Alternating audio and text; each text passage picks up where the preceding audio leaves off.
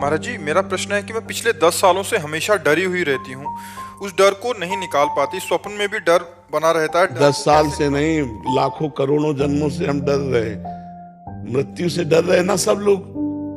तुम ही थोड़ी डर रहे, सब डर रहे मृत्यु से। मृत्यु से सब डर रहे हैं, बस दो को छोड़कर। जिसने भारत देश के लिए, अपने देश के लिए प्राण अर्पित कर दिए, अब वो नहीं डर रहा है। वो हिमालय में लगा दो, चाहे जहां लगा दो, बॉर्डर में लगा दो, वो प्राण न्यौछावर किए हुए लगा हुआ। या जिसने भगवान को अपने प्राण अर्पित कर दिए, वो नहीं डर रहा। गर्मी, सर्दी, बरसात, मान अपमान, दुख सुख, लाभ हानि सब सहता हुआ बहादुर भगवान की तरफ चल। कैसे सब डर रहे हैं। घाटे के लिए डर रहे हैं, नौकरी न छूट जाए इसके लिए डर रहे हैं, मरने के लिए। हर जगह डर ही डर तो है। तो निडर और निर्भय होने के लिए सर्वशक्तिमान भगवान का आश्रय लेना ही हमको निर्भय, निश्चिंत, निशोक कर सकता है। भगवान के सिवा और कोई नहीं। भयावना, डरावना, असंभव कार्य को भी संभव कर दे भगवान। एक दिन प्रहलाद जी नगर में भ्रमण कर रहे थे अपने मित्रों के साथ। तो एक कुम्हारिन जो बर्तन बनाते हैं ना, कुंभकारजन, उसकी पत्नी बहुत रो रही थी। तो उन्होंने कहा, मैया तू क्यों रो रही?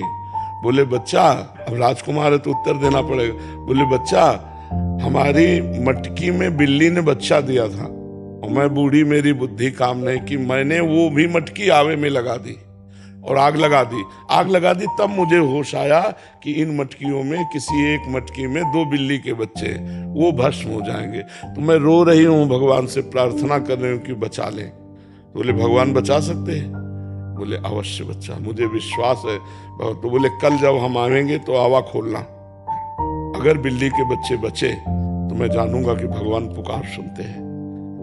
वो रात भर भगवान से प्रार्थना कर दी। दूसरे दिन जब आवा खोला गया तो आसपास की सब मटकियां पक गई थी, उसमें आंच भी नहीं लगी थी। म्याऊ म्याऊ करते हुए बच्चे बाहर निकल पड़े। प्रहलाद जी को तभी विश्वास हो गया कि जब भगवान बिल्ली के बच्चे बचा सकते हैं तो मेरे को भी बचा लेंगे। तभी हिरण्याकश्यप का विरोध कर दिया। और हिरण्याकश्यप ने क्या क्या प्रहलाद जी के साथ किया, बिल्कुल नहीं डरे। जो मारने वाला है वही बचाने वाला है। तो यदि हम भगवान पर भरोसा करें तो हम निडर हो जाएंगे। और भगवान का भरोसा नहीं तो फिर डर ही डर है। फिर तो डरे, फिर तो बड़ा भयावह संसार है। एक एक कदम पे डर है। नहीं, कितना निगेटिव सोचकर हमारा मन हमको डराता रहता है।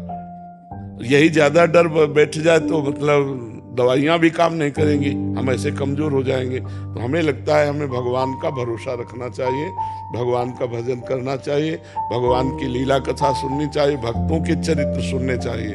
इससे हमारा डर खत्म हो जाएगा। मीरा जी को जहर पिलाया गया। दासी ने आकर बताया कि ये जहर है, जहर। और जो लाया था उसने कहा ये गिरधर का चरणामृत है।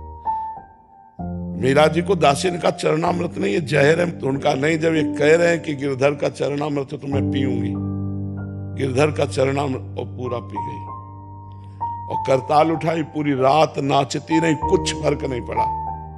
अब विक्रम, जो राणा विक्रम उनका देवर था, उसको लगा कि वैद्य ने हमारे साथ धोखा किया, जहर के नाम पे ऐसे ही घोर के कुछ दे दिया, मीरा को कुछ नहीं हुआ।